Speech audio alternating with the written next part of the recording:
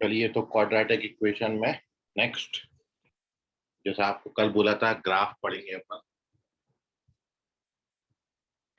Quadratic equation को graphically पढ़ना है और चैप्टर आपका वही क्वाड्रेटिक इक्वेशन है। और यहाँ पर अपन क्वाड्रेटिक एक्सप्रेशन की ग्राफ पढ़ रहे हैं। ग्राफ ऑफ क्वाड्रेटिक एक्सप्रेशन पहला हेडिंग है।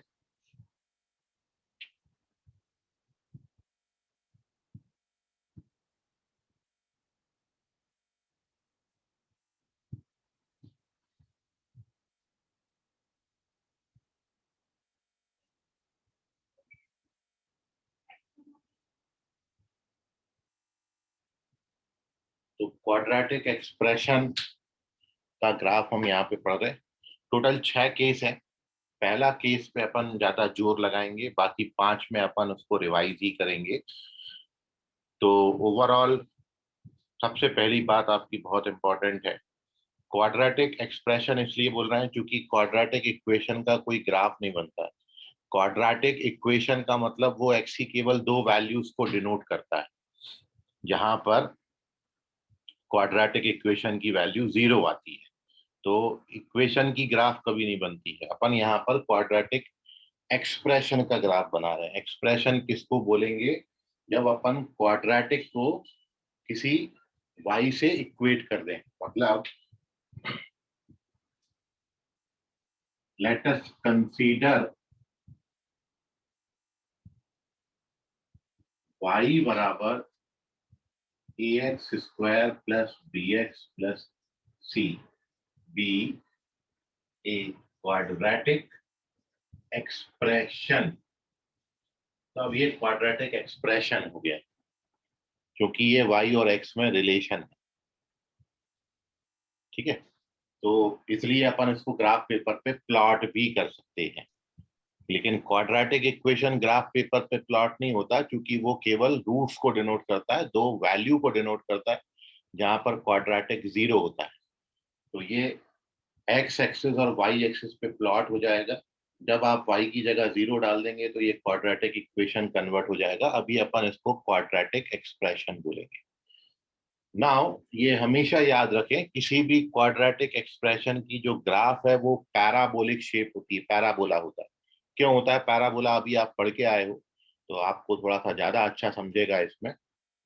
फिलहाल मैं इस इक्वेशन को कंप्लीट स्क्वायर का जो मेथड है अपना, कंप्लीटिंग स्क्वायर कर रहे हैं, तो ध्यान से समझिएगा आप इसमें। तो यदि मैं पूरी इक्वेशन को ए से डिवाइड कर दूं तो आपन ने पढ़ा है ये प्रीवियस क्लास में कि कंप्लीट स्क्वायर बनाने के लिए एक्स स्क्वायर का कोएफिशिएंट 1 होना चाहिए और उसके बाद half of coefficient of x का स्क्वायर ऐड और सबट्रैक्ट करेंगे। तो अगले स्टेप में y upon a is equals to x square plus b upon a x, इसमें b अपॉन 2a का स्क्वायर ऐड कर दिया और बैलेंस करने के लिए इतना सबट्रैक्ट भी कर दिया। ये कंप्लीटिंग स्क्वायर की मेथड का स्टेप है। और अब ये जो पहले 3 टर्म्स हैं, ये x plus b upon 2a का कंप्लीट स्क्वायर बना देते हैं। और यदि आप इसको ओपन करेंगे तो ये b square minus 4ac upon 4a square, open करिए 4a स्क्वायर एलसीएम ले लीजिए, कितना आ जाएगा करके देख लीजिएगा, नहीं आएगा तो समझ लें। बी स्क्वायर माइनस 4ac को आप डिस्क्रिमिनेंट डी लिख सकते हैं। तो अगले स्टेप में ये y अपॉन ए, इसको डी लिख के यहाँ ट्रांसफर कर दिया तो प्लस का हो जाएगा। Now this gives you x plus b upon 2a whole square।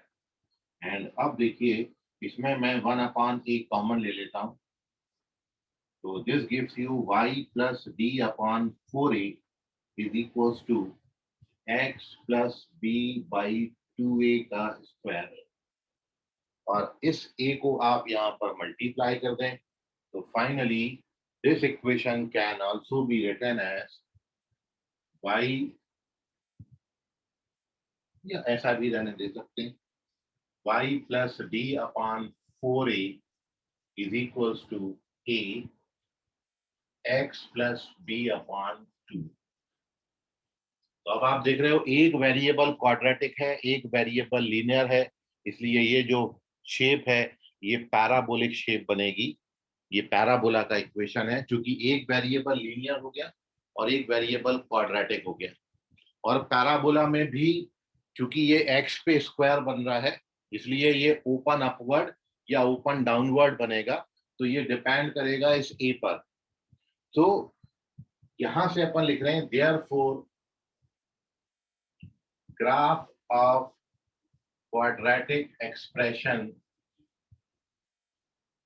Is parabolic. ये पैराबोलिक शेप होगा इफ आपका ए पॉजिटिव है, then it is open upward,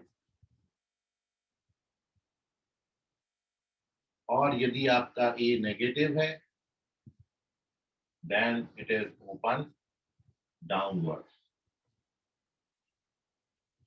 तो मेनली जो स्टेप है वो ये है, और जो हमने अभी तक सीखा वो ये है कि क्वाड्रेटिक एक्सप्रेशन यदि आप ऐसा लो तो इस इक्वेशन को आप इस तरीके से कंप्लीटिंग स्क्वायर की मेथड से यहां तक कन्वर्ट करके लिख सकते हो। और इसको अपन देख के बोलते हैं कि क्वाड्रेटिक एक्सप्रेशन का जो ग्राफ है वो हमेशा पैराबोलिक होगा। क्यों है ये पैराबोला?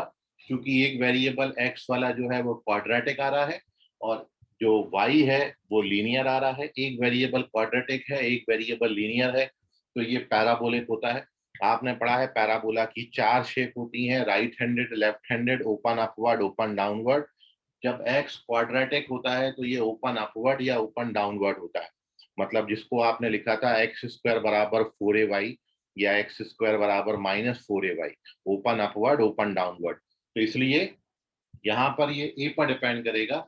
यदि यहाँ वाला नंबर आपका पॉजिटिव आया तो ये ओपन अपवर्ड, और यहाँ वाला नंबर यदि आपका नेगेटिव आया तो ओपन डाउनवर्ड। तो पूरी जो शेप है, दुनिया में कहीं भी चले जाओ, क्वाड्रेटिक कोई भी ले लो, वो क्वाड्रेटिक की जो शेप आएगी वो पैराबोलिक शेप ही बनती है, या तो ओपन अपवर्ड या फिर ओपन डाउनवर्ड। और आप ये जानते हो कि इस पैराबोला का जो वर्टेक्स होगा वो -b/2a -d/4a होगा। क्योंकि आपने जब ये चेंजेस किए थे, आज भी अपन ने पढ़ा इलिप्स में, कि जब पैराबोला के वर्टेक्स को मैं 0 0 से अल्फा बीटा पे शिफ्ट कर देता हूँ, तो यदि मैं पैराबोला की इक्वेशन ऐसा लिखूं, x minus alpha square is equals to 4ay minus beta, तो इस पैराबोला का जो वर्टेक्स है वो अल्फा कॉमा बीटा हो। तो इसलिए अब यदि आप यहाँ पर देखोगे तो अल्फा की जगह -b/2a और बीटा की जगह -d/4a लिखा है। तो हमारा इस पैराबोला का जो वर्टेक्स है वो -b/2a -d/4a होगा। इसको आप याद रखो। इसको आगे मैं डायग्राम में बनाऊंगा, तो फिर इसको ध्यान रखिएगा। इसका स्क्रीनशॉट ले लें, कोई डाउट है इसमें तो जो आपने अभी सीखा कि क्वाड्रेटिक एक्सप्रेशन का जो ग्राफ है वो पैराबोलिक होता है, either it is open upward or it is open downward.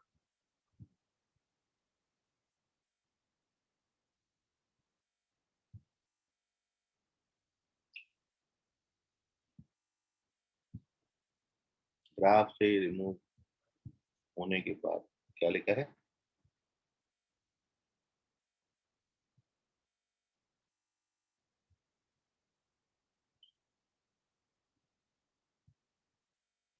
Group से रिमूव क्यों हो गए तुम?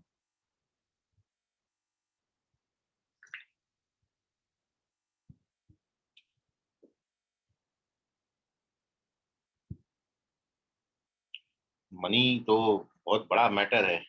यहाँ हमारी क्लास सर लोग क्लास बंद कर देते हैं। सर लोगों को सैलरी समय पे नहीं मिला ना, तो क्लासेस वो भी बंद कर देते हैं। चलिए, तो मैटर समझिए भाई, आप मैनेजमेंट से समझिए मैटर अपना जो भी है। तो क्वाड्रेटिक एक्सप्रेशन का ग्राफ ओपन अपवर्ड,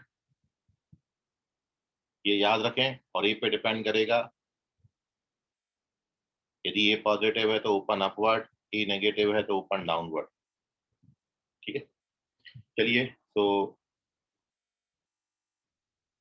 अब जैसा मैंने आपको बताया, जितने भी क्वाड्रेटिक एक्सप्रेशन हैं टोटल 6 कैटेगरी हैं, टोटल 6 केस हैं, कोई सा भी क्वाड्रेटिक आप ले लो, ये 6 केस के बाहर नहीं जाता उसका ग्राफ। तो मैं आपको 6 केस बताता हूँ, और 6 केस वो किस पे डिपेंड करते हैं। एक तो इस ए पर, ए की वैल्यू या तो पॉजिटिव हो सकती है या नेगेटिव, और दूसरा होता है डी, डिस्क्रिमिनेंट। डिस्क्रिमिनेंट की 3 वैल्यूज हो सकती हैं, या तो डी पॉजिटिव होगा, या डी नेगेटिव होगा, या डी 0 होगा। तो ए पर 2 रिस्ट्रिक्शन है, डी पे 3 रिस्ट्रिक्शन है, 2 3 जा 6, टोटल 6 केस है। ये 6 केस के पूरा जो पैराबोला आपका है, जो उसकी ग्राफ है, वो ए और डी से ही डिसाइड होता है। तो आपको यदि ए और डी पता चल गया तो आप केस कर लोगे और उससे उसका ग्राफ आ जाएगा। तो मैं एक एक करके आपके सामने रख रहा हूँ, जब तक अपन छठे केस तक पहुंचेंगे बहुत कुछ आपको आइडिया लग जाएगा। तो पेज नंबर 2 पर चलते हैं, और अपन ग्राफ में सबसे पहला केस पढ़ रहे हैं जब हमारा ए भी पॉजिटिव हो और डी भी पॉजिटिव।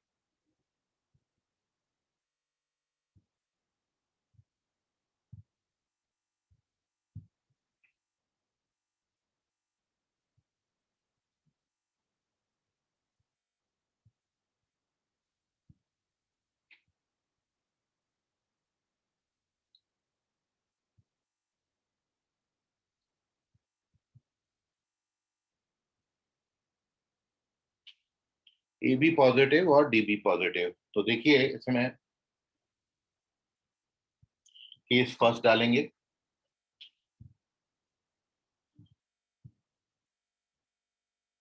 और इसमें अपन ले रहे हैं कि ए पॉजिटिव है और डी बी पॉजिटिव। तो ऐसा कोई भी क्वाड्रेटिक जिसका ए बी पॉजिटिव हो और डी बी पॉजिटिव हो, तो आपने अभी पढ़ा कि क्वाड्रेटिक की जो शेप आती है वो ओपन अपवर्ड पैराबोला आती है, ओपन डाउनवर्ड आती है। लेकिन ये पॉजिटिव है तो ओपन अपवर्ड बनेगा। और आप जानते हो यदि डिस्क्रिमिनेंट पॉजिटिव है तो रूट्स रियल और डिस्टिंक्ट होते हैं। इस बात को ग्राफिकली कैसे समझेंगे, तो ग्राफिकली का मतलब ये हो गया कि इसकी जो शेप आएगी वो ऐसी आएगी हमेशा। कोई भी क्वाड्रेटिक जिसका ए और डी पॉजिटिव है उसका शेप ओपन अपवर्ड होगा, ए पॉजिटिव होने के कारण, और डी पॉजिटिव होने के कारण रूट्स जो है वो रियल और डिस्टिंक्ट रूट्स मिलेंगे। 2 रूट मिलेंगे, दोनों भी अलग अलग होंगे। मतलब ग्राफ एक्स एक्सिस को 2 पॉइंट पे इंटरसेक्ट करता हुआ जाएगा, they are called the roots. ये किसका ग्राफ है, तो this is the graph of y बराबर ax² plus bx plus c। ये इस y का ग्राफ है, this is graph of y। तो क्योंकि आपने अभी लिखा कि ये y को अपन पैराबोलिक शेप में लिख सकते हैं। अब इसका वर्टेक्स भी मैंने बताया था, जहां से ये टर्न हो जाएगा ये कहलाएगा इसका वर्टेक्स। और यहाँ पर वर्टेक्स का कोऑर्डिनेट कितना आता है, -b/2a -d/4a। ये इसका वर्टेक्स का कोऑर्डिनेट है, ये अभी आपको बताया। तो ये पैराबोला का वर्टेक्स होता है जहां से ये टर्न हो गया। सो जब आप ऐसे किसी भी क्वाड्रेटिक को प्लॉट करोगे जिसका ए पॉजिटिव है डी पॉजिटिव है, तो ये शेप आएगी। शेप आपको याद रखनी है, 2 जगहों पर इंटरसेक्ट करती हुई बनेगी। और अब आप यदि इसमें देखो तो सबसे पहले ये तो ग्राफ की बात होगी। दूसरा आप इसमें और भी बहुत कुछ बता सकते हैं कि यदि आप इस ग्राफ को देखें तो यदि मैं कोई भी पॉइंट इस बीटा के बाहर बीटा से बड़ी कोई भी वैल्यू डालता हूं, तो बीटा से बड़ी कोई भी वैल्यू डालोगे तो इसका आउटपुट पॉजिटिव आ रहा है अबव द एक्स एक्सिस। यहाँ पर वैल्यू कोई भी डालोगे तो पॉजिटिव आएगा, यहाँ पे कोई पॉइंट लोगे तो आउटपुट पॉजिटिव आ रहा है। बीटा के बाहर कोई भी वैल्यू डालेंगे, मतलब मैं बीटा से बड़ा कोई भी नंबर इस क्वाड्रेटिक में डालूंगा तो जो आउटपुट है वो पॉजिटिव आएगा। सिमिलरली अल्फा से छोटा कोई नंबर मैं डालूंगा तो भी अल्फा से छोटे नंबर पे जो ग्राफ है वो अबव द एक्स एक्सिस बना हुआ है। कोई भी नंबर, जैसे आप ये ओरिजिन को ही क्यों ना ले लें, तो ये वैल्यू आपको ओरिजिन पर वैल्यू कैसी मिलेगी, पॉजिटिव मिलेगी।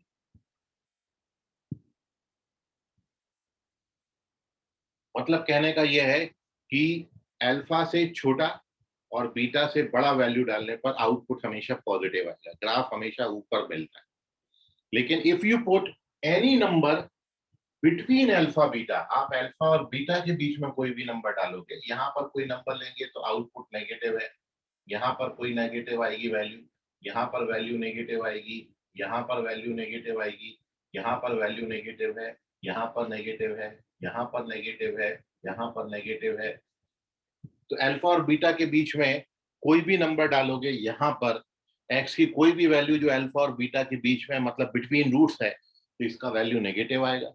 अल्फा से छोटा बीटा से बड़ा डालोगे तो पॉजिटिव आएगा, और एग्जैक्ट अल्फा और बीटा डाल दोगे तब ये जीरो हो जाएगा, क्योंकि अल्फा पे जीरो आता है और बीटा पे भी जीरो आता है, क्योंकि अल्फा बीटा को इसके रूट्स बोलते हैं। तो अभी तक अपन क्या पढ़ते थे, क्वाड्रेटिक इक्वेशन के रूट्स पढ़ते थे, लेकिन अब अपन इसमें ये भी जानकारी निकालेंगे कि क्वाड्रेटिक इक्वेशन पॉजिटिव होता कहाँ कहाँ है और नेगेटिव कहाँ कहाँ होता है। जीरो तो होता है, चलो ठीक है, वो तो इक्वेशन हो गए, रूट्स हो गए उसके। तो अब अपन इसमें ये भी देख के बता सकते हैं कि ये पॉजिटिव कहाँ पर है और नेगेटिव कहाँ पर है। तो बिटवीन अल्फा बीटा ये नेगेटिव होगा, अल्फा बीटा के बाहर ये पॉजिटिव होगा, लेकिन ये तब होगा जब ए पॉजिटिव और डी भी पॉजिटिव होगा। कोई भी आप शेप बना के देख लो, ऐसा कोई भी क्वाड्रेटिक ले लो जिसका ए और डी पॉजिटिव है, हमेशा ये आए। इतनी बात में आपको कोई डाउट है तो पूछिए।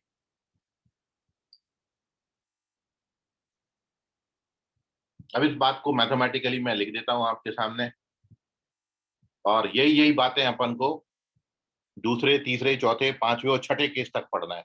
छठे केस तक आप पहुंचोगे तो ये बातें आपको बिल्कुल और ज्यादा रट जाएंगी, यहीं पे याद हो जाएंगी। फिर इनका यूटिलाइजेशन अपन क्वेश्चन में देखेंगे। तो फिलहाल ये तो ग्राफ की बात होगी, जब भी ए पॉजिटिव होगा डी पॉजिटिव होगा, ग्राफ ऐसा बनेगा, क्यों बनेगा उसका रीजन मैंने आपको दिया। दूसरा मैं बता रहा हूँ इसका साइन, वाई का साइन। तो आप देख रहे हो कि वाई पॉजिटिव, वाई मतलब a x square plus b x plus c positive कहाँ कहाँ है। तो ये पॉजिटिव कहाँ कहाँ है आपको अभी बताया, अल्फा और बीटा के बाहर, मतलब बीटा से बड़ा और अल्फा से छोटा। Positive for all x belongs to minus infinity से लेके अल्फा तक, और यूनियन बीटा से लेके इंफिनिटी, बीटा के बाहर अल्फा के बाहर। A x square plus b x plus c zero कब होगा, तो जीरो तो ये दो ही वैल्यूज पे होता है, अल्फा पे और बीटा पे, जिसको रूट्स बोलते हैं। और a x square plus b x plus c negative कहां पर होगा, तो ये नेगेटिव होता है for all x belongs to between alpha beta. तीनों बातें मैंने कर दी। अल्फा बीटा के बीच में नेगेटिव, अल्फा बीटा के बाहर पॉजिटिव, अल्फा बीटा पे जीरो हो जाएगा। तो ये तीनों के साइन हो गए। अब एक बात और है, यदि ये ग्राफ ओपन अपवर्ड है, ऊपर तरफ खुला हुआ है, तो आप देख रहे हो कि यहाँ पर जब वैल्यू आप जा रही है तो वैल्यू कम हो रही, कम हो रही, कम हो रही है, वैल्यू कम हो रही है, यहाँ पर कम हो रही, कम होते होते होते होते होते होते यहाँ तक ग्राफ यहाँ तक गिरा है, और इस पॉइंट तक गिरने के बाद फिर ये ग्राफ उठना शुरू हुआ है। मतलब ये इसकी सबसे मिनिमम वैल्यू है। सबसे मिनिमम वैल्यू, आपको ग्राफ में सबसे मिनिमम वैल्यू भी पूछा जाता है, तो ये ग्राफ की सबसे मिनिमम वैल्यू है। वर्टेक्स पे सबसे मिनिमम वैल्यू मिलेगा, इसके नीचे ग्राफ नहीं जा रहा है। तो this is the minimum value of the function, minimum value of this y. और यदि मैं इसकी मैक्सिमम की बात करूं तो इसका मैक्सिमम नॉट डिफाइंड है, क्योंकि ये ऊपर जा रहा है और फिर एक्स को आप जितना बढ़ाओगे वाई उतना बढ़ता चला जाएगा। तो इसका मैक्सिमम वैल्यू नॉट डिफाइंड है, बट इसका मिनिमम वैल्यू डिफाइंड है। मतलब ग्राफ जब ओपन अपवर्ड होगा, ऊपर तरफ खुला, तो मिनिमम मिलेगा। जब ग्राफ ओपन डाउनवर्ड होगा, ओपन डाउनवर्ड, तब मैक्सिमम मिलेगा, मिनिमम नॉट डिफाइंड होगा। तो इसका मैक्सिमम नॉट डिफाइंड है, मिनिमम डिफाइंड है। तो इसमें दूसरी एक बात मैं लिख रहा हूं, इसका y की मिनिमम वैल्यू, यूनियन का मतलब दोनों को मिला दो। आप दो नंबर्स में एल्जेब्रा में 2+3 लिखते हो, ऐसे ही सेट ऑफ नंबर्स को जब मिलाना हो तो फिर हम प्लस का साइन नहीं लगाते, यूनियन का साइन लगाते हैं। वो यूनियन का मतलब मिलाना होता है, मर्ज करना होता है। ठीक है। सो अब अपन यहाँ पे पढ़ रहे हैं वाई मिनिमम। तो y का मिनिमम वैल्यू, y मिनिमम ये होगा -b/4a। ये सबसे मिनिमम वैल्यू आती है। और किस पॉइंट पर आती है? तो it is at x equals to minus b by. इस पॉइंट पर सबसे मिनिमम वैल्यू मिलेगा, और वो मिनिमम वैल्यू मिलेगा कितना? तो minus b by 4। X coordinate को पॉइंट ऑफ मिनिमा बोलेंगे। इसको बोलते हैं वो पॉइंट जिसपे सबसे मिनिमम वैल्यू मिलती है, पॉइंट ऑफ मिनिमा। और इसको क्या बोलेंगे? Minimum value. तो ये मिनिमम वैल्यू हुई, किस पॉइंट पर मिलेगी? तो इस पॉइंट, मतलब मैं x की जगह पर इतना डालूंगा माइनस बी बाई 2a, तो मेरे को इतना वैल्यू मिल जाएगा। और यदि आपको y मैक्सिमम पूछे तो y मैक्सिमम नॉट डिफाइंड है, मतलब y मैक्सिमम कितना होगा, इसका मैक्सिमम वैल्यू कितना होगा? इन्फिनिटी होगा। तो अब आप इसकी रेंज भी बता सकते हो। तो देयरफॉर फाइनल कंक्लूजन ये है कि हमारा जो इस केस में जब a पॉजिटिव है, d पॉजिटिव है, तो हमारा y की रेंज क्या होगी? तो y का रेंज है यहां से लेके इंफिनिटी तक, मतलब y का रेंज है माइनस डी बाय 4a से लेके इंफिनिटी तक। This is it's range. Minimum defined है, मैक्सिमम नॉट डिफाइंड है। तो this is the graph when a is positive and d is also positive. मैंने यहाँ तीन बातें लिखी हैं, एक तो ग्राफ बनाया, दूसरा साइन लिखा है, y का साइन, कब पॉजिटिव कब नेगेटिव कब जीरो होगा, और तीसरा मैंने पॉइंट ऑफ मिनिमा और मिनिमम वैल्यू लिखी है इसकी। नोट कर लीजिए, स्क्रीनशॉट ले लीजिए। कोई आपका क्वेश्चन है, क्वेरी है तो पूछ लीजिए। सर आपने एक बार वो फर्स्ट स्टेप में क्या लिखा, एक बार फिर से बताइए। क्या फर्स्ट और थर्ड भी बताना, फर्स्ट और थर्ड लाइन। फर्स्ट में पॉजिटिव लिखा है, ये फॉर ऑल लिखा है। For all x belong, for all का साइन उल्टा ए होता है, x belongs to minus infinity से अल्फा यूनियन बीटा से इंफिनिटी। और थर्ड में भी वही लिखा है, for all x belongs to alpha beta, मतलब अल्फा बीटा के बीच में कोई भी नंबर डालोगे तो ये नेगेटिव आता है, बीटा से बड़ा डालोगे तो पॉजिटिव आएगा, अल्फा से बड़ा डालोगे तो भी पॉजिटिव आएगा। ये लिखा है, टेक दी स्क्रीनशॉट। अभी अपन इस कंडीशन को धीरे धीरे आगे बढ़ाएंगे तो आपको लास्ट तक पहुंचते पहुंचते बहुत कुछ क्लियर हो जाएगा। Moving on to the third page, second condition.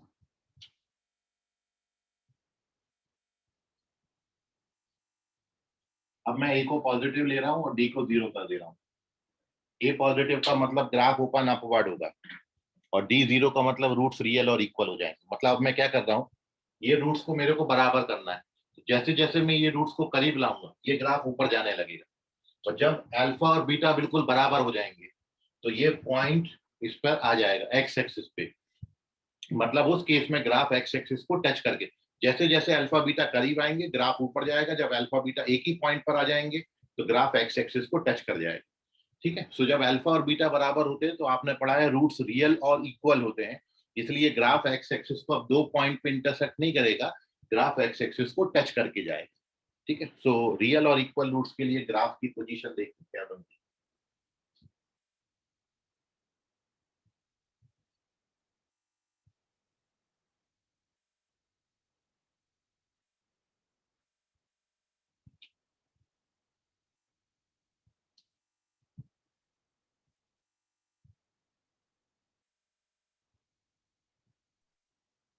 मैंने इसमें ग्राफ बना दिया अभी।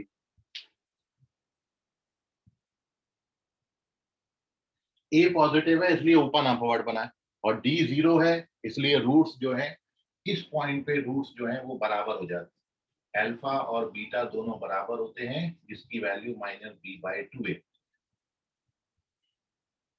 मतलब यदि अब आप इस पॉइंट का कोऑर्डिनेट निकालोगे तो ये पॉइंट का कोऑर्डिनेट वर्टेक्स तो यही रहता है, इसका वर्टेक्स का कोऑर्डिनेट यही रहेगा, बट क्योंकि डी जीरो हो गया तो जब आप यहाँ पे डी को जीरो डालोगे तो ये पूरी चीज जीरो हो जाएगी। मतलब ये कितना आएगा यहाँ पर? जीरो आएगा, क्योंकि बस डी जीरो हो गया और कुछ नहीं। और अब आप इसमें एक चीज और देख रहे हो कि इसमें कभी भी आप एक्स का कोई भी वैल्यू डाल दो ये कभी भी नेगेटिव नहीं है, क्योंकि पूरा का पूरा ग्राफ अब द एक्स एक्सिस बना हुआ, तो ये कभी नेगेटिव नहीं होगा। क्यों नहीं होगा? इसके पीछे का भी रीजन ये है कि रूट्स रियल और इक्वल है, और जब रूट्स रियल और इक्वल है तो हमेशा ये जो क्वाड्रेटिक बनेगा ये क्वाड्रेटिक कंप्लीट स्क्वायर बनता है, क्योंकि जैसे मैं रूट्स बोलूं 2 और 2 है, यदि रूट्स 2, 2 है तो वो बनेगा x-2 का होल स्क्वायर। और जब कोई चीज होल स्क्वायर में है तो वो कभी नेगेटिव नहीं हो सकती, या तो जीरो हो सकती है या पॉजिटिव। तो यहां से आपको केवल पॉजिटिव मिलेगा, जीरो मिलेगा, ये वाली कंडीशन यहाँ डिलीट हो जाती है, मतलब ये वाली कंडीशन बनती नहीं है यहाँ पर।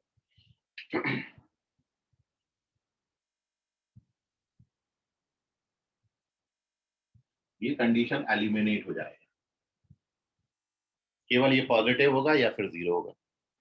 तो अब आप ये देखें कि ax² bx + c पॉजिटिव कहां पर होगा।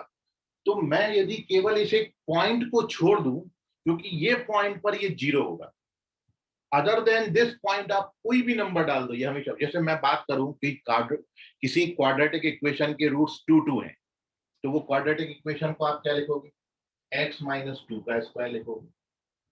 मतलब ये क्या होगा, 2 होगा, दोनों अल्फा भी 2 होगा, बीटा भी 2 होगा, तो ये ऐसा होगा। अब आप यदि 2 को छोड़ के बाकी कोई भी नंबर डाल दो ये हमेशा पॉजिटिव आएगा। लेकिन वैन यू पुट x बराबर 2, जब आप x को 2 डाल दोगे तब ये 0 हो जाएगा।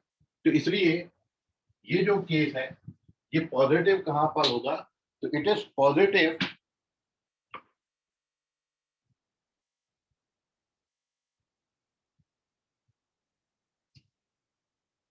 For all x belongs to R except -b/2। केवल -b/2 को छोड़ दें तो ये हमेशा पॉजिटिव होगा। अब जीरो कहां पर होगा, तो जीरो तो ये -b/2 पर होगा,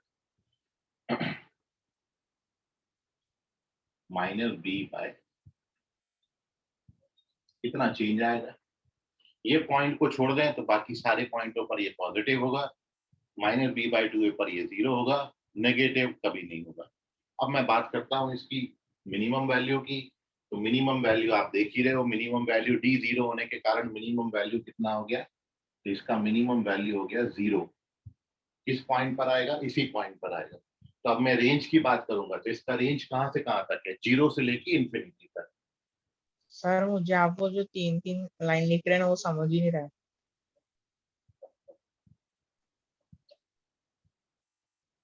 क्या सर कौन वो सी? आप वो 3 केस लिख रहे हैं ना, greater than 0, equal to 0, less than 0, हाँ, वो नहीं समझ रहा।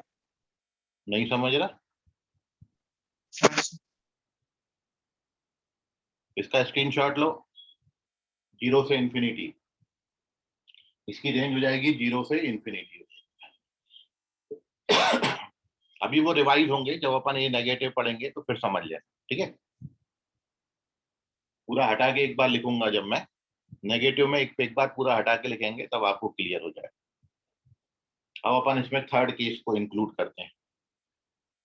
एक बार ये नेगेटिव के लिए तीनों फिर से रिवाइज करूंगा मैं, तो आप रिवीजन के वक्त इसका अभी ध्यान से समझना, ठीक है। बिल्कुल सेम कंडीशन है। Now moving on to third case, page number 4। अब इसमें क्या हो जाएगा, आपका डी नेगेटिव हो जाएगा। अब डी नेगेटिव का मतलब क्या है, roots roots are imaginary, unreal. Roots not real होंगे। नॉट रियल का मतलब अब या तो ये ना तो एक्स एक्सिस को टच करेगा ग्राफ, ना एक्स एक्सिस को इंटरसेक्ट करेगा। मतलब ग्राफ क्या होगा, हवा में लटक जाएगा। मतलब ये ग्राफ और भी ऊपर चला जाएगा। ना तो एक्स एक्सिस को टच करेगा, क्योंकि टच करने का मतलब रियल इक्वल रूट्स, इंटरसेक्ट करने का मतलब रियल डिस्टिंक्ट रूट्स। तो जब नॉट रियल रूट्स होंगे तो कोई भी रियल रूट्स आपको नहीं मिलते। तो उस केस में जब आप शेप बनाओगे तो उसकी जो शेप है इस पर्टिकुलर केस में ये पूरी आपकी एक्स एक्सिस रहेगी, और आप जब ग्राफ बनाओगे तो इसका जो ग्राफ है वो बस ऐसा बन जाए, ओपन अप हुआ पूरा का पूरा। वर्टेक्स का कोऑर्डिनेट यही रहेगा,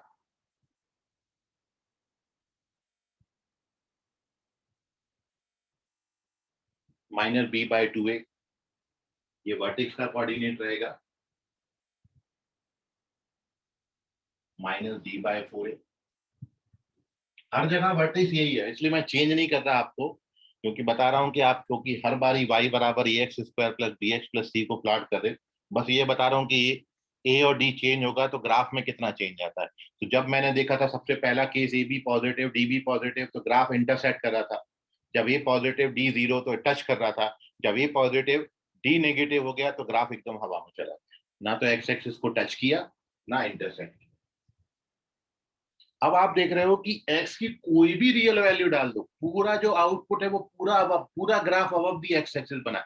यहाँ पे कोई पॉइंट ले लो, यहाँ यहाँ यहाँ यहाँ यहाँ यहाँ कोई भी पॉइंट ले लो, हमेशा ये पॉजिटिव है। मतलब for any real value of x, जो आपके मर्जी आ जाए, कोई भी रियल नंबर आप इस तरीके के इक्वेशन में डाल दो, इसका ए पॉजिटिव हो और डी नेगेटिव हो, उसका हमेशा आउटपुट जो है p x square plus b x हमेशा पॉजिटिव आएगा। मतलब अब ये नेगेटिव नहीं होता, ना जीरो होता है। मतलब अब इस कंडीशन में ये वाली कंडीशन भी एलिमिनेट हो जाएगी, ये भी नहीं मिलता, ये भी हट गया।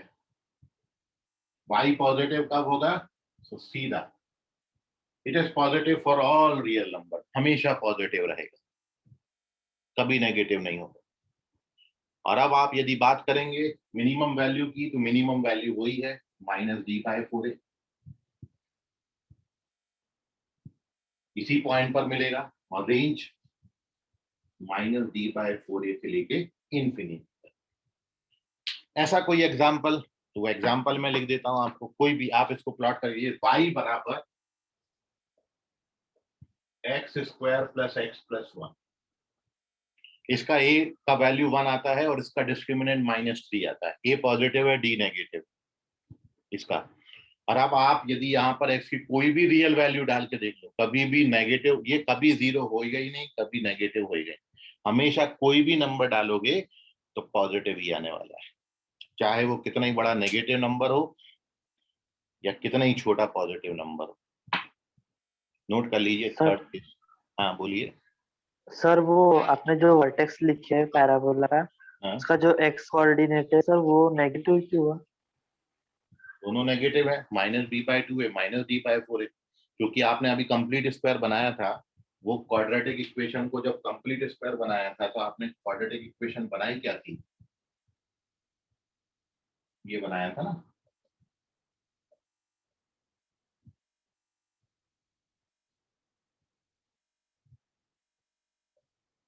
आपने ये बनाया है। इसका वर्टेक्स क्या होता है? -b/2 है, -d/4 है। दोनों है। हाँ।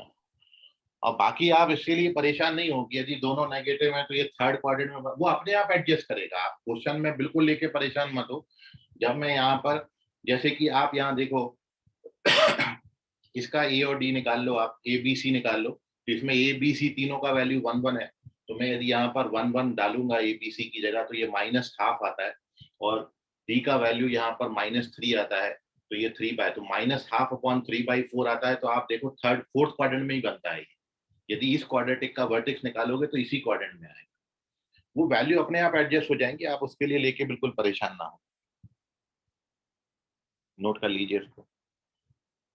बस हो ये सकता है कि ग्राफ आपका यहाँ यहाँ कहीं भी शिफ्ट हो सकता है, ये यहीं बनेगा ऐसा नहीं है। वर्टेक्स यहाँ पे भी बना सकता हूँ, वर्टेक्स यहाँ पे भी बना सकता हूँ, वर्टेक्स यहाँ यहाँ यहाँ कहीं भी हो सकता है, लेकिन बस ग्राफ की जो शेप रहेगी वो अबव दी एक्स एक्सिस रहेगी, ये ध्यान में रखना। बाकी आप इस शेप को यहाँ से लेके पूरे बोर्ड पे कहीं भी मूव करा सकते हो, ऊपर भी जा सकता है। बस इसको ना तो टच करेगा ना इसके नीचे आएगा, ऊपर ही ऊपर बनता रहेगा। गुब्बारा होता है ना, वैसा उड़ता रहेगा ये, बस ऊपर ऊपर बस। अब इन्हीं 3 केस को अपन अगले 3 बातों में रिवाइज कर रहे हैं। बस कितना फर्क आएगा, अब हमारा तीनों केसेस में अभी ये पॉजिटिव था, मतलब ग्राफ हमेशा हमेशा अभी आपका ओपन अपवर्ड था। अब मैं इसका ये नेगेटिव पर करता हूँ, तो आप ये चीजों को फिर से एक बार ध्यान से समझ लें। पेज नंबर 5, कंडीशन नंबर 4, पूरा एक बार फिर से लिख रहा हूँ, आपको ध्यान में आ जाएगा फिर से।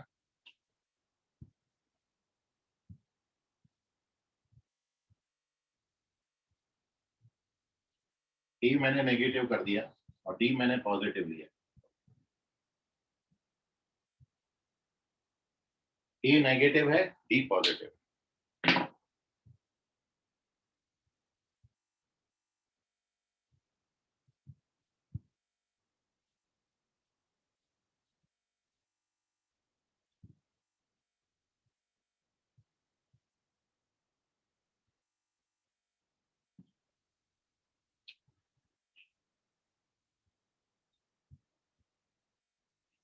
केस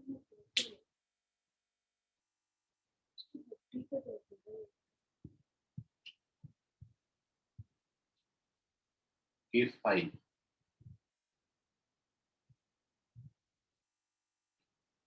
A नेगेटिव और D 0, दोनों एक साथ डिस्कस कर देते हैं। तो देख लीजिए दोनों की ग्राफ। जब A नेगेटिव होगा और D पॉजिटिव होगा तो आपने ये पढ़ा है कि ग्राफ जो है ओपन डाउनवर्ड होगा A नेगेटिव होने के कारण, और D पॉजिटिव होने के कारण रूट्स जो हैं वो रियल और डिस्टिंक्ट हैं। तो इसलिए जो इसकी शेप बनेगी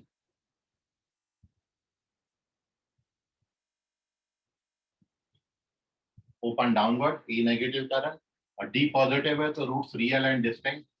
ये है अल्फा और बीटा, ये रूट्स हैं। वर्टेक्स का कोऑर्डिनेट आपका फिर से वही रहेगा -b/2a और -d/4a।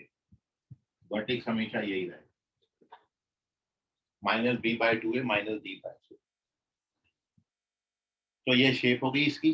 अब आप बात करेंगे साइन की।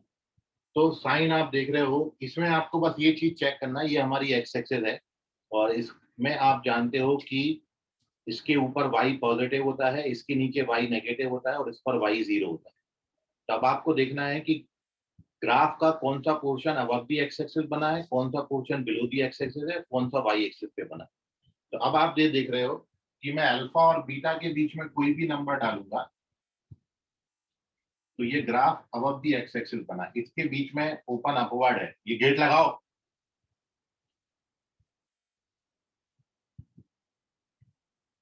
ठीक है। सो इसका जो पोर्शन है अबव दी एक्स एक्सिस बना बिटवीन अल्फा बीटा, आप जब डालोगे तो यहाँ पर y पॉजिटिव होगा for all x belongs to alpha beta.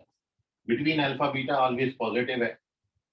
यदि आप इसके बाहर निकलते हो तो ये बिलो दी एक्स एक्सिस आ जाएगा। मतलब if you put any number which is more than beta, beta से बड़ा कोई भी नंबर है तो बिलो दी एक्स एक्सिस है, बिलो दी एक्स एक्सिस है मतलब नेगेटिव हो गया। यहाँ पर भी आप कोई नंबर डालोगे तो ग्राफ जो है वो नीचे बना है, तो इसलिए नेगेटिव कहाँ कहाँ होगा। सो y नेगेटिव होगा for all x belongs to -infinity से अल्फा यूनियन बीटा से इंफिनिटी, और y 0 कहाँ पर होगा, it is for all x belongs to या x बराबर अल्फा बीटा। फॉर ऑल लिखने की जरूरत नहीं है, अल्फा और बीटा पे ये 0। तो अभी तक आप रूट पढ़ रहे थे, लेकिन अपन ने इसमें ये भी पढ़ा है कि पॉजिटिव कहाँ पर है, नेगेटिव कहाँ पर। और अब बात करेंगे, चूंकि ये ओपन डाउनवर्ड हो गया तो इसका ये वैल्यू बढ़ रही है, बढ़ रही है, बढ़ रही है, बढ़ रही है, यहाँ तक बढ़ा और उसके बाद फिर ये रिड्यूस होना शुरू हो गया। तो आपको इसका मैक्सिमम वैल्यू मिलता है, मिनिमम नॉट डिफाइंड। इसलिए अब ये जो पॉइंट है, इस पॉइंट पर, पीक पॉइंट पर आपको इसकी सबसे मैक्सिमम वैल्यू मिलेगी। तो y मैक्सिमम -d/4a होगा, और किस पॉइंट पर होगा, तो it is x equals to -b/2a। इसी पॉइंट पर सबसे मैक्सिमम वैल्यू है। तो अब रेंज की बात करेंगे तो रेंज इसका -इंफिनिटी से यहाँ, तो y बिलोंग्स टू -इंफिनिटी से -d/4। इसी कंडीशन को अगले केस में अपन रिवाइज करते हैं। केस नंबर 5, जब a नेगेटिव है और d 0 हो गया, तो d 0 में हो गया मतलब ये दो रूट्स बराबर हो गए। जब रूट्स बराबर होंगे तो ग्राफ नीचे आएगा और x एक्सिस को टच करके निकल जाएगा। मतलब when you plot this shape तो इसका जो ग्राफ है वो ऐसा बनेगा। ये है वर्टेक्स, यहाँ पर अल्फा और बीटा दोनों 0 हो जाते हैं, सॉरी अल्फा और बीटा दोनों बराबर हो जाते हैं। और अब ये पॉइंट का वर्टेक्स का कोऑर्डिनेट आप देखोगे, चूंकि d 0 हो गया इसलिए वर्टेक्स का कोऑर्डिनेट अब क्या बनेगा, -b/2a, 0। ये वर्टेक्स का कोऑर्डिनेट। अब आप देख रहे हो इस शेप में कोई भी portion above the x axis नहीं है, मतलब या तो यहाँ पर वैल्यू 0 आएगी या फिर वैल्यू यहाँ पर नेगेटिव आएगी। तो एक वैल्यू अब यहाँ से इसमें से एलिमिनेट हो जाएगा। अब ये पॉजिटिव कभी नहीं होता, तो फर्स्ट केस हमको नहीं मिलेगा, केवल हमको क्या मिलेगा, y नेगेटिव तो y नेगेटिव होगा for all x belongs to r except -b/2। इस पॉइंट को छोड़ दें तो बाकी सारे पॉइंटों पर ये नेगेटिव होगा। जीरो कब होगा? तो eight x equals to -b/2, इस पर ये जीरो हो जाए। इस पॉइंट डालोगे तो जीरो दे देगा, अदरवाइज हमेशा नेगेटिव आएगा, पॉजिटिव कभी भी नहीं होता। अब रेंज की बात करेंगे तो रेंज इसकी यही है, मैक्सिमम वैल्यू -d/4a होता है, बट d जीरो हो गया तो मैक्सिमम वैल्यू इस ग्राफ की आपको क्या मिलेगी? जीरो मिलेगी। सो y मैक्सिमम जीरो होगा, वो -b/2a पर ही होगा। सो देयरफॉर आपका y का रेंज क्या हो जाएगा? -इंफिनिटी से लेके, मतलब पूरे केस यही है, बस इसमें d की जगह जीरो डाल दो, d की जगह जीरो डाल दो तो ये मिल जाएगा, d की जगह जीरो डाल दो तो ये मिल जाएगा, और यहां से एक कंडीशन हट जाती है बाई दिस ग्राफ। सो ये चौथा और पांचवा केस, और अब लास्ट केस आपके सामने रख रहे हैं, इसका स्क्रीनशॉट ले लें।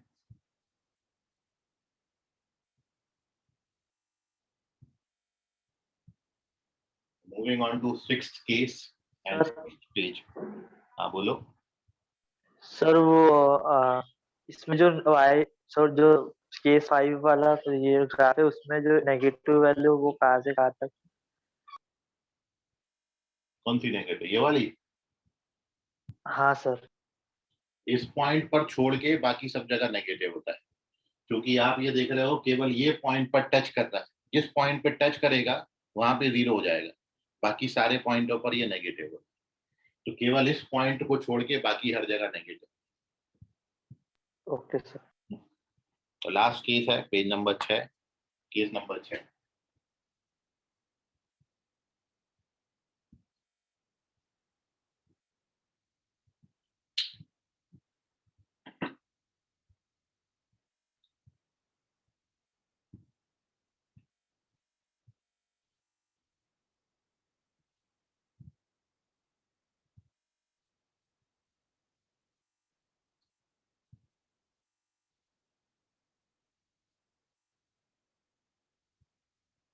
तो देखिए इसमें लास्ट केस अब आपका बचा कि ए बी नेगेटिव हो और डी बी नेगेटिव। तो अब आप जानते हैं ए नेगेटिव होने के कारण ग्राफ ऊपर डाउनवर्ड बनेगा, और डी नेगेटिव होने के कारण ये ना तो एक्स एक्सिस को टच करेगा ना इंटरसेक्ट करेगा। तो ग्राफ हमेशा ऐसा होता है। वर्टेक्स का कोऑर्डिनेट हर जगह पर वही है, -b/2a -d/4a। ये एक्स एक्सिस है, वाई एक्सिस है, ओरिजिन। अब आप ये देख रहे हो कि ये पूरा का पूरा graph below the x axis है, और इसलिए पूरी वैल्यू जो है वाई की, ये पूरी वाई की वैल्यूज है, ये पूरी, क्योंकि ये किसका ग्राफ है? This is graph of quadratic expression y बराबर ax² plus bx plus c। तो ये ग्राफ किसका हुआ? ये y का ग्राफ है। तो अब आप देख रहे हो ये पूरा जो y की वैल्यूज है ये बिलो दी एक्स एक्सिस मिल गई, मतलब हमेशा कैसी है? ये नेगेटिव। और इसलिए ये कभी जीरो नहीं होता, कभी पॉजिटिव नहीं होता। तो यदि मैं आपको इसमें साइन की बात करूंगा तो y नेगेटिव कहाँ पर है? तो y नेगेटिव होगा for all x belongs to r। कोई भी रियल नंबर डाल दोगे ये हमेशा पॉजिटिव है, सॉरी नेगेटिव है, कभी जीरो नहीं होता, कभी पॉजिटिव नहीं होता। अब बात करेंगे, ये वैल्यू बढ़ रही बढ़ रही बढ़ रही, वर्टेक्स पे मैक्सिमम वैल्यू मिलता है। मैक्सिमम वैल्यू इसका कितना है? तो y मैक्सिमम -d/4a मिलेगा, और eight x equals to -b/2a। तो रेंज की बात कर लेते हैं, तो y बिलोंग्स टू कहां से कहां तक होगा? -इंफिनिटी से लेके -d/4a तक इसकी रेंज होगी, क्योंकि मिनिमम वैल्यू -इंफिनिटी है, तो रेंज -इंफिनिटी से यहाँ तक आएगा। बस क्योंकि ग्राफ बड़ा है बड़ा है बड़ा है बड़ा है बड़ा है, यहाँ तक बड़ा, इसके ऊपर नहीं जाता। तो मैक्सिमम वैल्यू है, ये पॉइंट ऑफ मैक्सिमा है, इसके ऊपर नहीं जाएगा अभी ग्राफ कभी। तो ये इसका रेंज आपको मिल जाएगा। तो इस तरीके से दीज आर दी 6 कंडीशन। कोई भी क्वाड्रेटिक एक्सप्रेशन आप ले लोगे, आपको सबसे पहले जैसे ही क्वाड्रेटिक आता है उसका ए और डी चेक करिए। ए और डी को मिला के टोटल 6 केस बनते हैं, 6 के अलावा कोई अगला केस अदर केस नहीं बनता है। तो उसके अकॉर्डिंग आप ग्राफ की शेप बना लें। एक बार आपने ग्राफ का शेप सही बना लिया तो आप उसका साइन बता दोगे कि कब पॉजिटिव, कब नेगेटिव, कब जीरो। साथ में आप ये बता दोगे कि वो मिनिमम या मैक्सिमम कब होगा। साथ में आप ये उसकी रेंज भी बता सकते हो कि उसकी रेंज कहाँ से कहाँ तक है। रेंज का मतलब उसका आउटपुट, मिनिमम से मैक्सिमम वैल्यू। रेंज अभी भी लिखते तो मिनिमम से मैक्सिमम वैल्यू लिखते हैं, ठीक है। So these are the graph of quadratic expression. 3 heading है ये actually, graph of quadratic expression, sign of quadratic expression and maximum and minimum value of quadratic expression. 3 heading है ये, ठीक है। तो 6 केस है, 6 केस के अलावा कोई अदर केस नहीं है। तो इसका स्क्रीनशॉट ले लें और आपके मन में अभी कोई सवाल है इसको लेके तो पूछ लीजिए।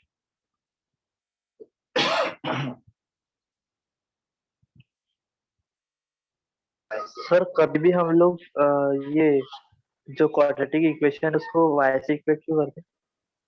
क्योंकि ये क्वाड्रेटिक इक्वेशन नहीं है, ये क्वाड्रेटिक एक्सप्रेशन है।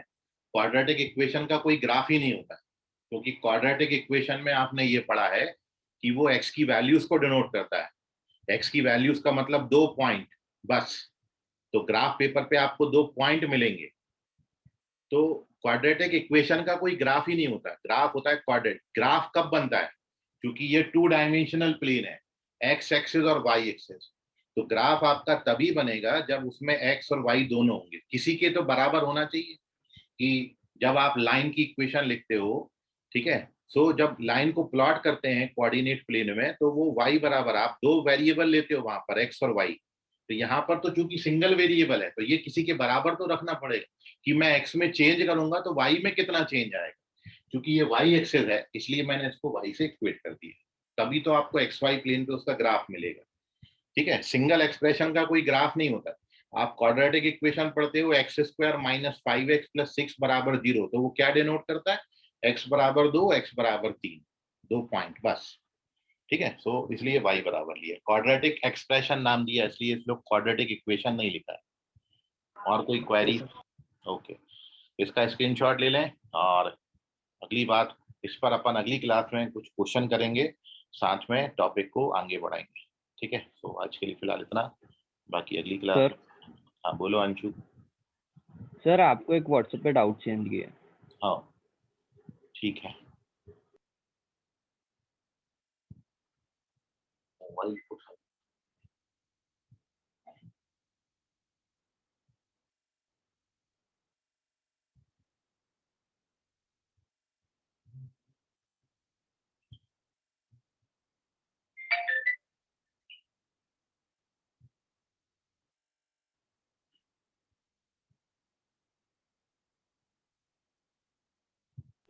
सर उसकी बस मुझे मेथड नहीं आ रही है, मेथड बताइए। करना कौन सा है, ऊपर वाला कि नीचे वाला? नीचे वाला 15 सर। तो उसमें तो पहले सीधा यूनियन लिखना है ना, सर वो मिलाना। मतलब मेथड ही नहीं पता, उससे मतलब कैसे सॉल्व मेथड करते नहीं हैं? है उसमें, केवल आपको यदि जैसे आप लिखोगे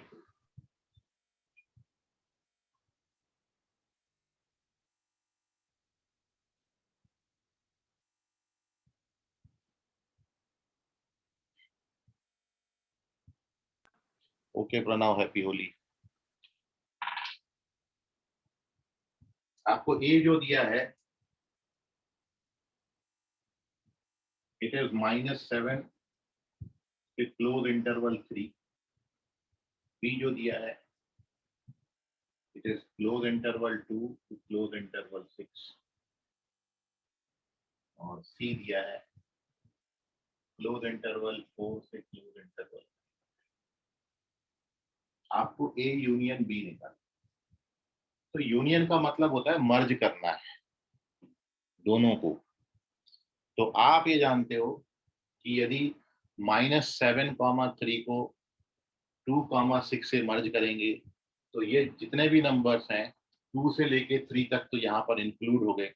तो दोनों का आप जब यूनियन करोगे, मतलब कुल मिला के बात ये है, यदि हम सेट ए को नंबर लाइन पे प्लॉट करें तो यहाँ पर आपका 0 रहता, -7 यहाँ पर कहीं रहेगा। -7 इंक्लूडिंग नहीं है इसलिए इस पे होल बनाया है, ये -7। और +3 आपका यहाँ पे कहीं है। जैसे +3 को इंक्लूड किया है इसलिए क्लोज इंटरवल। तो ये जो सारे नंबर्स हैं ये -7 से लेके 3 तक। अब यदि आप इसमें इस दूसरे b को मर्ज करना चाहते हो, b का यूनियन निकालना चाहते हैं, तो जो b का यूनियन इसमें होगा, b आपको 2 से 6 तक दिया है, तो 2 आपको यहाँ पर कहीं मिलेगा, दिस इज 2, और 6 आपको यहाँ पर कहीं मिलेगा, दिस इज 6। तो 2 से 6 तक के नंबर आप देखोगे तो वो ये आएंगे। अब इन दोनों का यूनियन करना है, दोनों को मर्ज कर देना है। तो जब आप दोनों को मिला दोगे तो इनका जब मिला दोगे तो आंसर -7 से लेके क्या हो जाएगा, 6। तो A यूनियन B की जो वैल्यू आएगी, इट इज ओपन इंटरवल -7 से क्लोज इंटरवल 6। यदि मैं इसका इंटरसेक्शन आपसे पूछता तो इसका इंटरसेक्शन मतलब वो लाइंस जहां पर ब्लैक और ब्लैक और रेड दोनों इंटरसेक्ट कर रही है। तो यदि कॉमन पूछेंगे, इंटरसेक्शन का मतलब कॉमन होता है, यदि ए का इंटरसेक्शन बी के साथ पूछा जाएगा तो इसमें कॉमन पॉइंट देखेंगे। तो कॉमन पॉइंट कौन कौन से हैं, तो कॉमन पॉइंट 2 से लेके 3 तक जो है वो नंबर इसमें भी आते हैं और इसमें भी आते हैं। तो इनका जो इंटरसेक्शन आएगा वो आएगा क्लोज इंटरवल 2 से लेके 3।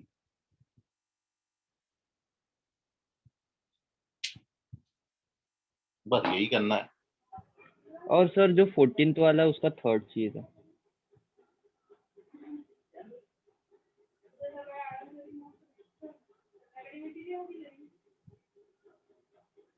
थर्ड में तो क्वाड्रेटिक इक्वेशन बन गया ना ये, 6x स्क्वायर। सर वो नहीं, उसके बाजू वाला। अच्छा third sorry, 2x upon x minus 4। ये पहला स्टेप है, 5 को इधर ट्रांसफर कर लेना, ठीक है, पहला स्टेप। दूसरा एलसीएम ले लोगे तो 2x minus 5x plus 20 upon x minus less than equal. इसको सॉल्व करोगे तो -3x plus 20 upon x minus 4 less than equal to, और इसमें माइनस साइन से मल्टीप्लाई कर दी, या ऐसा बोलते हैं कि -3 कॉमन ले लो पहले। -3 कॉमन ले लोगे तो x माइनस 20/3 हो जाएगा upon x minus 4 less then -3 से मल्टीप्लाई, -3 से डिवाइड करोगे तो इनइक्वालिटी चेंज हो जाएगी, माइनस से मल्टीप्लाई।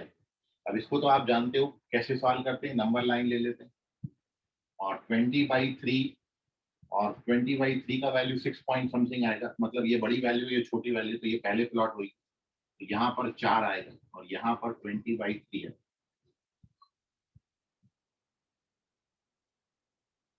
और अब आप यदि इसके साइन देखोगे तो यहाँ पर पॉजिटिव, यहाँ नेगेटिव, यहाँ पॉजिटिव, हमको कैसा चाहिए, पॉजिटिव। तो आंसर आपका क्या होगा, x बिलोंग्स टू -∞ से 4 यूनियन 20/3 से लेके, ये आंसर है। समझ गया? जी sir. Okay thank you sir. Okay, चलिए तो मिलते हैं बाकी अगली क्लास में। आज के लिए बता देता था। Bye sir. Bye bye bye sir, happy Holi sir. Bye everyone. आपको भी बहुत बहुत शुभकामनाएं। Happy Holi sir. होली की आपको भी सभी को बहुत बहुत शुभकामनाएं। हैप्पी होली।